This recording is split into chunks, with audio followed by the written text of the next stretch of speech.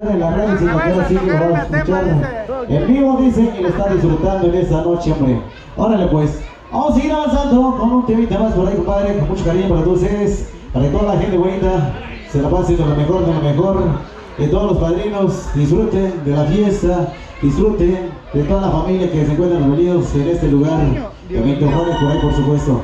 Órale pues, vamos con otro bonito tema por ahí, para que todos ustedes se pongan a bailar al ritmo de su amigo Juan Díaz.